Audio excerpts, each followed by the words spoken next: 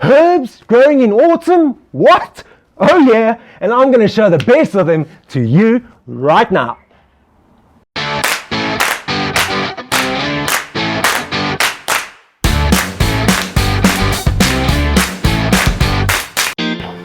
So I don't know about you guys, but today the cold has officially hit.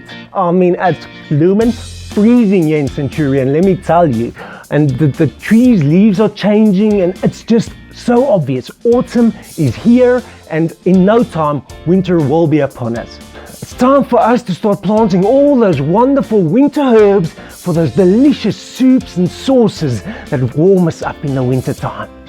Now, these are some of my favorite top herbs to be planting now in autumn, and they'll be ready for when winter comes. Number one is parsley. I mean, everybody knows parsley. It's the ugly bit of garnish on every single burger plate out there. So when it comes to growing parsley, there's a few things that really help to know. They are quite slow growers, so no, it's not that your seeds aren't coming up. They just take a bit longer than some of the other herbs. But what's really nice about parsley is that they take the cold well. They're quite hardy little herbies. So that makes it quite nice for your winter garden, as you could imagine. What's really important when you're growing parsley is that you cut those little flowers off when they start coming up. And the reason is, you can see these haven't really started making flowers. But as soon as they do, that means they're coming to the end of their life cycle. And if you leave that plant to then flower, it's going to die back and you won't have any leaves to put on your garnish or your soups or salads, you know. So yeah, chop off the little flowers when they show their faces. The other thing was really nice about parsley, and many people don't really know this, you can use it as a root vegetable. Yes, a roast vegetable. Let me show you. A roast vegetable in the oven. Look at that bad boy, eh? How's that guy? Now, I don't know how nicely you can see that, but that, my friend, is almost the size of a baby carrot, and they do lovely. They're absolutely delicious. Pop them in the oven with a leaf or two on top, and they're delicious. The other sort of leafy herb, which I love this time of year, is your coriander. Now, they are also sort of biannuals, and they're delicious in all of your sort of warm sauces throughout the winter and your different soups and that kind of thing. Lovely, some beautiful coriander. And what's really nice about coriander is they grow like blooming weeds, I tell you. Never ever sow an entire packet of coriander seed, let me warn you.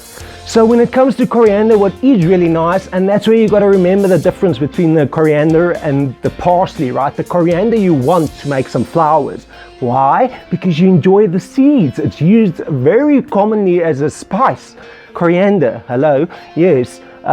It makes little cloves or little sort of seeds after flower, and you can eat the flowers in salads as well. So with your coriander, you actually want the guy to flower. My next little herbie superstar would be sage.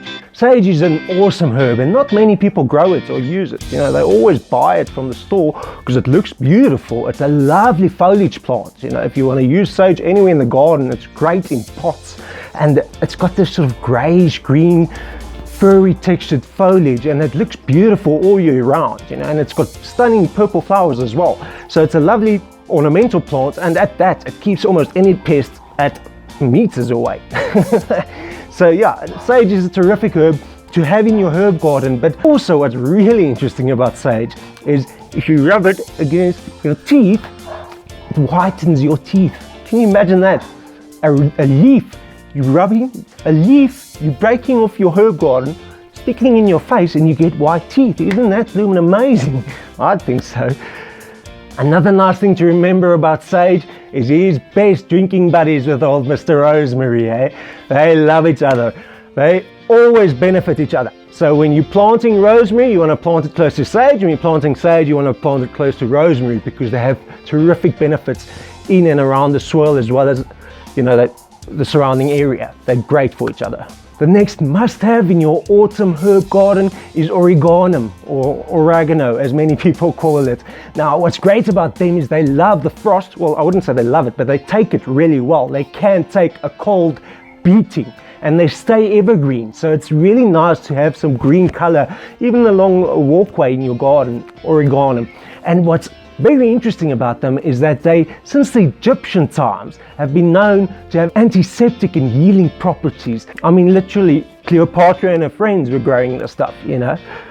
Another great thing about oregano is it goes awesome with any sort of tomato dish. I mean, if it's Italian, it's got oregano on it. Let me tell you, every pizza oven knows the stuff, I promise you. And what makes that really nice is any sort of tomato soup or even a vegetable soup or a meaty dish, you want oregano in it. It tastes delicious and it grows easy right through winter. It's a must-have in your autumn and winter herb garden. Another well-known little herb for your autumn or winter garden is thyme. Not the one on your arm, of course. Thymus vulgaris is its name botanically. And what's really nice is a delicious salad vinaigrette made with some thyme and vinegar. It's beautiful, I promise you. Some tips when growing or sowing thyme is that the seeds are really fine and small. So you want to mix it well with a sort of similar textured sand or maize meal or anything that can sort of help you distribute the seeds when you sow them. And then you can sow them straight into a garden bed, but they are fine. So you want something to help you separate them. And the other thing is to prepare the beds really deep, at least a meter or so. Thyme has long roots and they don't enjoy shallow garden beds. Something for some color in the autumnal herb garden is your nasturtiums. Beautiful round little leaves, sharp orange and reds in the flower colors, and they are delicious, let me tell you, with some cream cheese. Take some of the leaves, some of the flowers, chop them up, mix them with some proper cream cheese, and on a sandwich spread they go all day long. I promise you, they are delicious. And you know, what's really great of having them in sort of your herb or your vegetable garden really is amongst your broccolis. If you plant these guys amongst your broccolis, they keep all the aphids away from your broccoli. So it's sort of a win-win, you know. Great, use them. If you enjoyed these tips or my random little video, maybe consider giving it a subscribe or ring the little bell so you get notifications of when my videos come up. And thank you for all the support I've had so far. It really helps the channel so much when you guys interact. Appreciated. Thank you again. So I know it's getting cold out there, man, but rub your hands together, get out in the garden and plant some autumn and winter herbs. And when the cold comes, you can sit in your little rocking chair with your old little blankie and a fresh cup of soup made from homegrown herbs. I mean, what could be better? Thank you for your time. I've been Carl Moorman, the Garden Guy. Until next time, happy herb growing, and I hope you have a great day.